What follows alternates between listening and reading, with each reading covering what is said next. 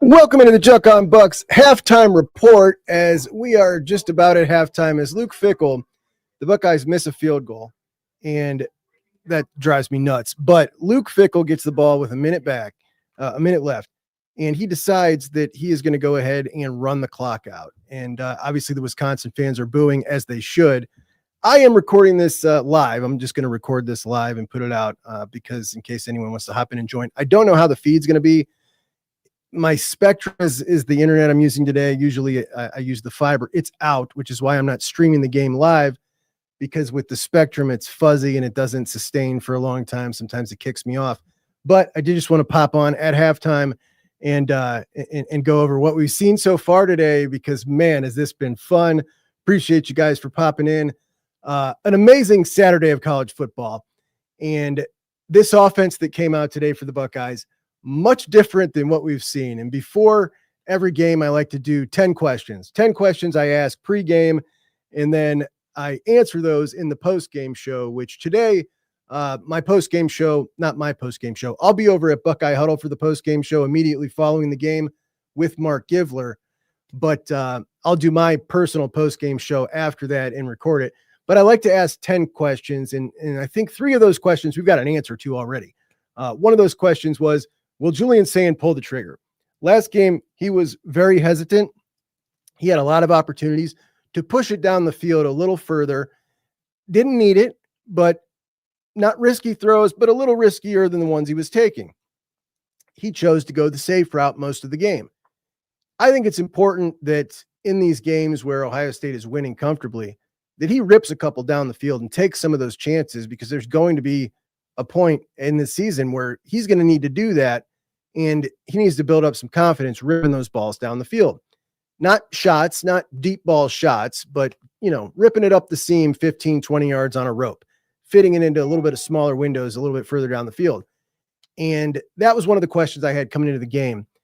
And boy, we've seen it today. He has definitely ripped a few here in this first half. And this was kind of a pass happy bonanza here in the first half.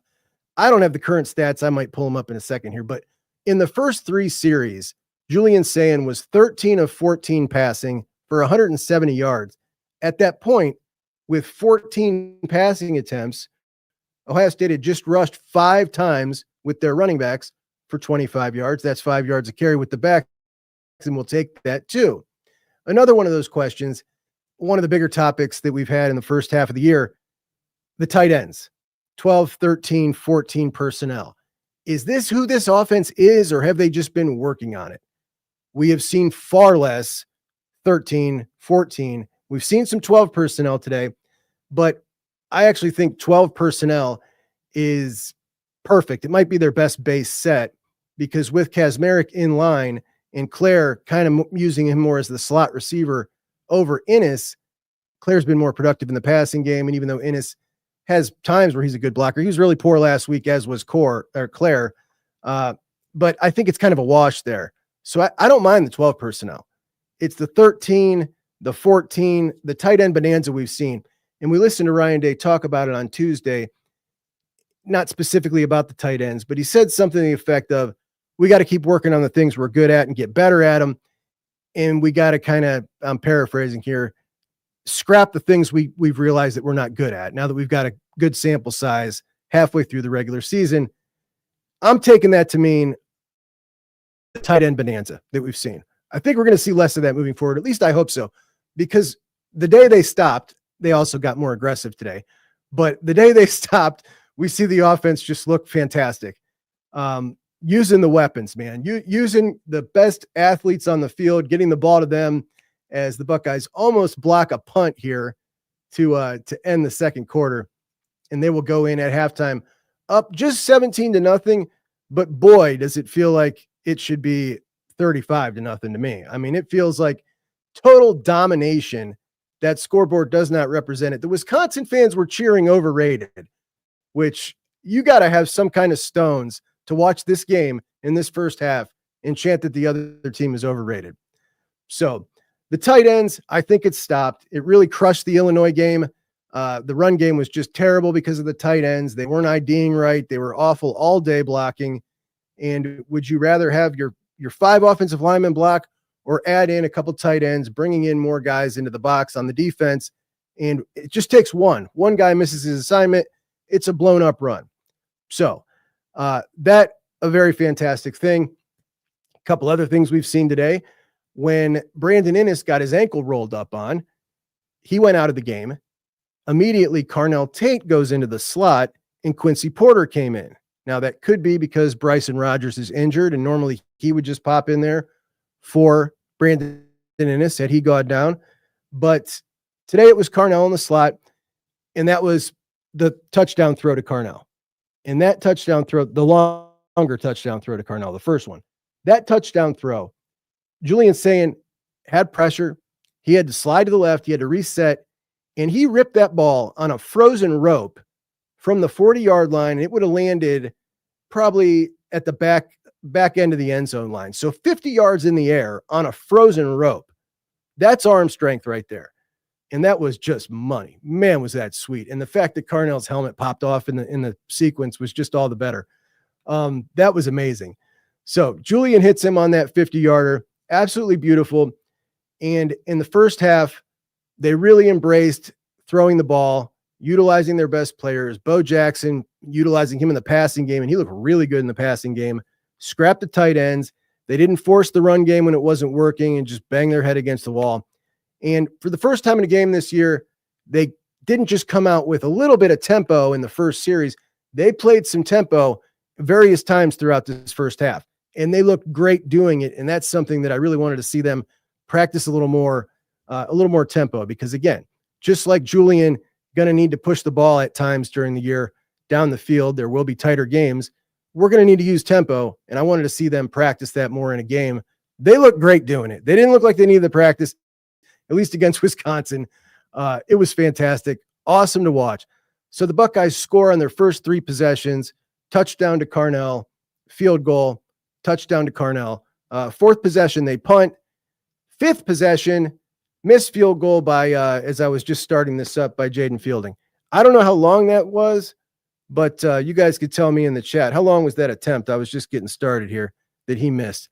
That was really bothersome, man. That was really bothersome. So anyway, what a fantastic weekend of football we've had so far.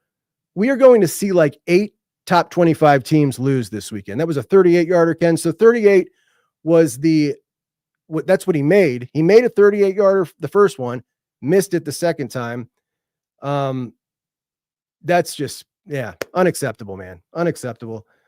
There's always something with the special teams on this team. It's a curse. I don't know what it is, but this weekend's been great. We are currently watching Georgia and Ole Miss. Ole Miss, the 5th ranked team, Georgia, the 9th. LSU lost to Vanderbilt already, the 10th graded team in the country. Last night, I was getting on the airplane to fly home from Florida. There was 6 minutes left in the Miami-Louisville game when my feed cut out. I was too high in the air. The feed cut out. 6 minutes left, so I had to wait till I landed to see that glorious news. And boy, was that great, because there were some people running off, popping their mouth that Miami was the best team in the country by far. Aaron Murray, one of them. And that was just great, man. They're frauds. We all knew they were frauds. We knew this was going to happen. Now, this doesn't end their season, but it doesn't look like they're going to make it to the ACC championship game. So interesting stuff there. And Indiana was trailing to Michigan State here late in the first half. They've now jumped on them and gone up, I think 20-13 last I saw. But great games coming up. We've got USC Notre Dame tonight. Texas A&M playing Arkansas. That's a tough matchup. I'm interested to see what happens there. Oh, you know what else we saw last night? 25th ranked Nebraska loses. They go unranked again. They lose to Minnesota. PJ Fleck in Minnesota handed Nebraska's butt to them. They beat them bad. Minnesota sacked Dylan Raiola 9 times. Their offensive line is terrible. Matt Rule out here doing podcasts. You got Penn State. Are they gonna hire Matt Rule away from Nebraska? He's done a lot for that program. Man, they're in year 3. He's been given a ton of resources. They should be better than this. They should be. I'm not a big fan. I was at one time a fan of Matt Rule. I'm not so much anymore. They should be further along than that. getting blown out by Minnesota as a ranked team with an opportunity to make it to the playoffs. But obviously he's a Penn State guy. For us, that would be like, I don't know, Luke Fickell, right? Be like Luke Fickell. And everybody would feel good about it. And I think the Penn Staters will feel good about it. I'll tell you who else will feel good about it if they hire him. I will. I will feel good about it if they hire him. There are some candidates I won't feel good if they hire. And we will talk about that this week with Landon Tangwell is going to join me this week on the show. He's a former Penn State offensive lineman. He does a show like me, talks about Penn State, breaks down film and stuff. We'll have him on. We've also got Tennessee, Alabama playing today. So another ranked team will go down there. Just an amazing day of football. I will open it up to you guys for a few here. Oh, hey, we didn't even get to talk about this. Rick says, Isaiah West looks so smooth. Now, this is a true stat I'm about to give you here. Isaiah West, you guys saw his 14-yard run, gets the ball, 14-yard run, absolutely trucks a dude in the process. And Isaiah West now has as many forced missed tackles on the season. I'm sorry, half as many forced missed tackles on the season as C.J. Donaldson with his one. He now has half as many forced missed tackles than C.J. Donaldson, which is pretty unbelievable. Ken says, Tegra and Fielding got to go. They're both a drag on this team.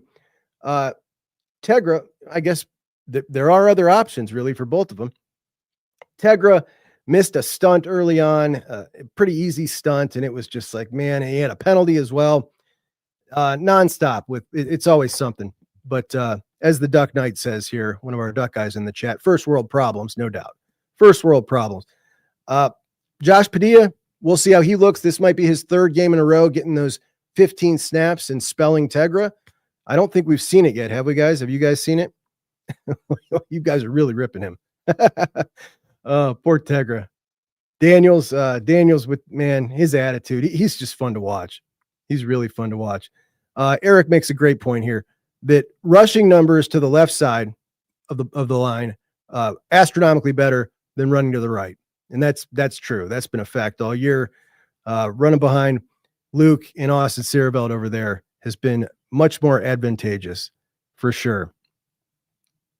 Freak of Nature has 21 in the second half. Buckeyes finishing with 38, hoping that we hold the shutout. Yeah, that would be great. My hope is, I really hoped we'd be up a little more here at halftime just so we could play the younger guys more. I did really love seeing that they actually rotated. Look, the Buckeyes were only up 17 points in the second quarter, and we saw them rotate Milan and Quincy Porter in the game. That's different, right? That's not something we usually see. We did see that one possession last year against Penn State where they rotated in the full set of number 2 wide receivers. And that's when Innis caught that touchdown at Penn State last year. So it was similar to this. I mean, obviously not nearly as high stakes of a game, but we saw him rotate the whole number 2 wide receiver set, which was interesting. Not something that we've seen a lot. Ken says this Jaden Fielding situation was completely avoidable. I've had a sneaking suspicion this was going to come to bite us at some point. Ridiculous. It's not good enough. It's just not. I mean, there's no other way to say it for sure. But they do have, an option on the roster. We've not seen him. I would suspect that if he was, I mean, I know they want to hold his red shirt, right?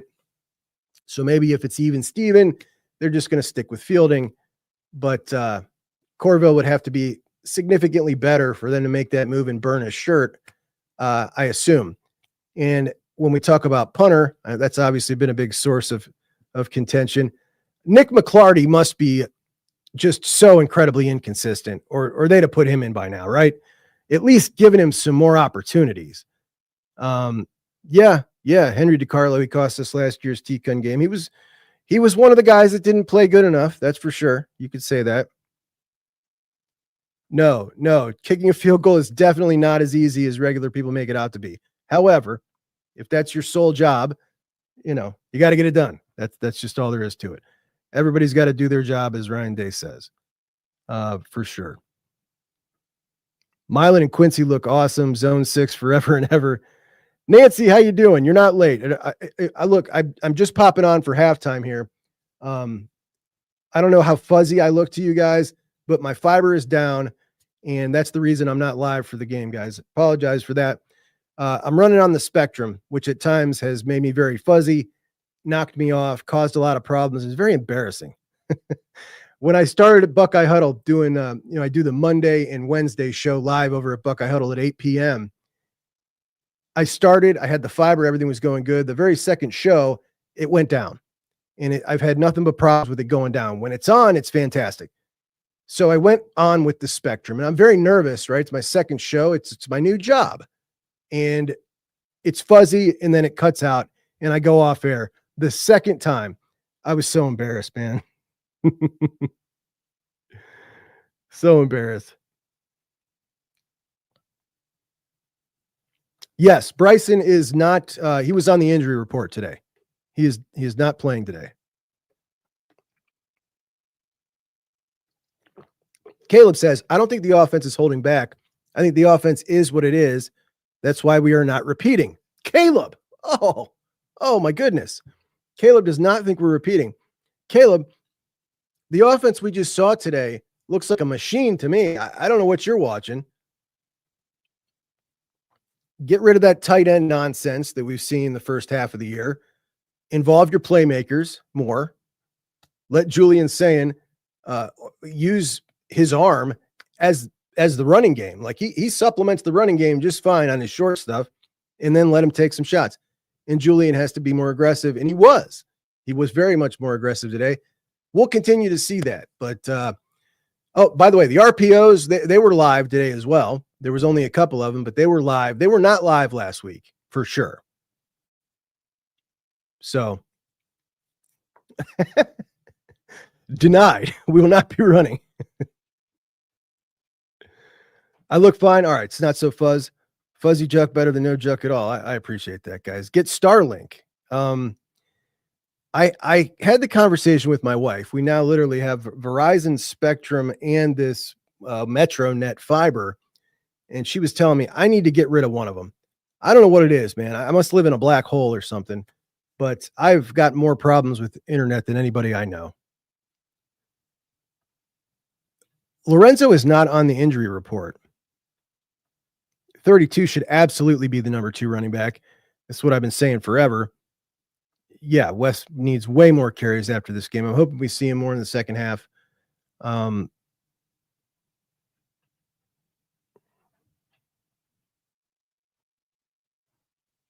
Caleb said it looked good until it started stalling in the red zone once again because we can't run the ball.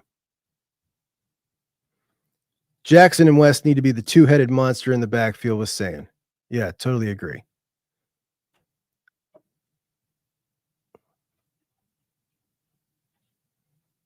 Lou does not trust our kicking game in Ann Arbor. I mean, it would be hard to at this point. We're going to roll into there with a lot of nerves.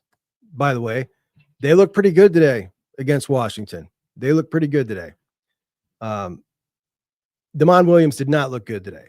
He gave up a couple of turnovers. Emily said it's because I'm downstairs. Maybe I should do it in the living room. Emily, I think I've said this on the show before. 5 French bulldogs live upstairs with my Nina. 5 of them. She would prefer them to me any day of the week, and I have lost the battle on limiting the number of the Frenchies. Yeah, we had puppies. We actually had 2 litters of puppies. The mom and the dad still here, and then a couple of the kids. Yes, Isaiah West did just lose his black stripe. And Rick, I'm with you. Bo looks really good catching out of the backfield. I mean, this is the key here, Terry. People are focusing too much on the offense. You want to have a good offense. You want to have a great offense. And I think they have the capability to be a really, really good offense. I think they are a really good offense right now when they just play. There were no limitations put on the offense today. They're just playing. I think this is their best brand of ball. This is how they play the best offense, and they let it eat today. Granted, they would have liked to capitalize more. But the defense not only will have something to say when it comes to a repeat, I mean, that's the authority on the repeat. if it happens, it'll be because of that defense. And that's what it is. So getting all stressed out about the offense, as long as they let it eat, it's going to eat plenty enough to supplement for whatever that defense needs. And our special teams, in fact, not very special. Brad, what's up, buddy? Ken said he just heard Carnell is injured. Did anyone else hear this? I did not.